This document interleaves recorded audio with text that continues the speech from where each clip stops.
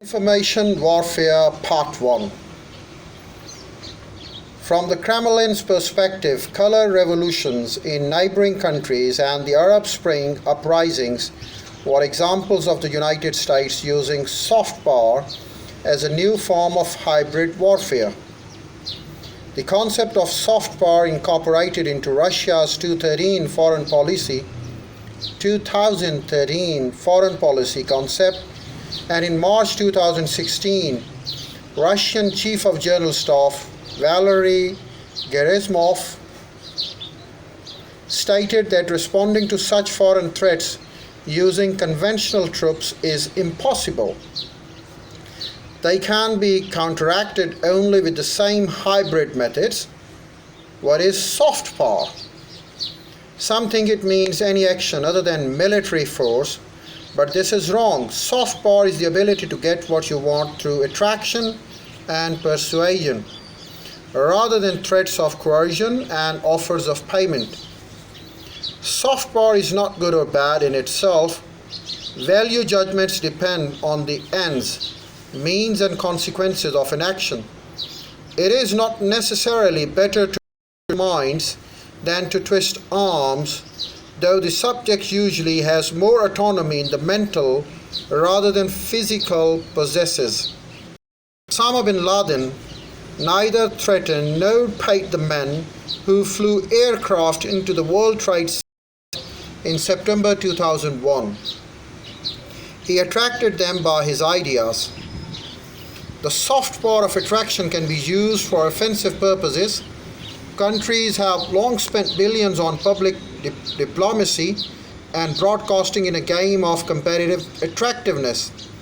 The battle for hearts and minds, soft power instruments like Marshall Plan and the Voice of America helped to determine the outcome of Cold War.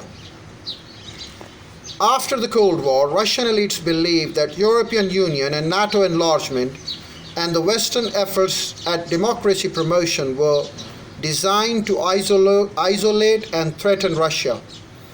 In response, they tried to develop Russian soft power by promoting an ideology of traditionalism, state sovereignty, and national exclusivity.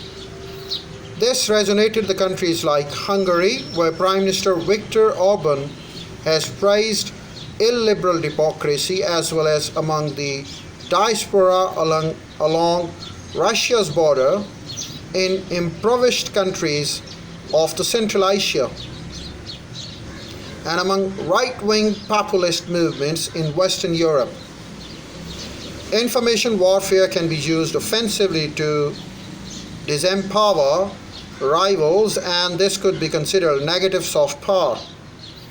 By attacking the values of others, one can reduce the attractiveness and thus their relative soft power. Non-governmental actors have long understood that the multinational corporations are vulnerable to having their brand equity diminished through naming and shaming campaigns.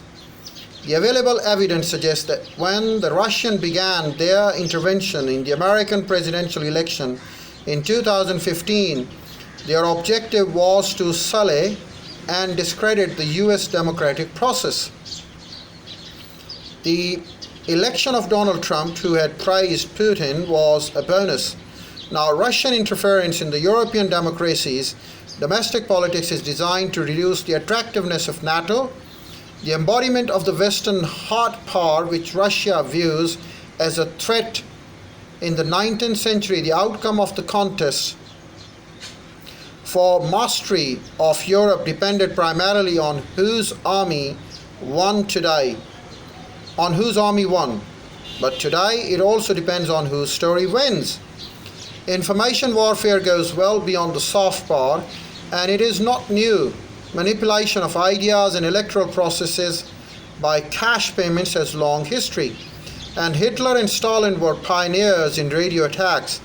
But broadcasting that seems too propagandistic lacks credibility and thus does not attract or produce soft power among some audiences.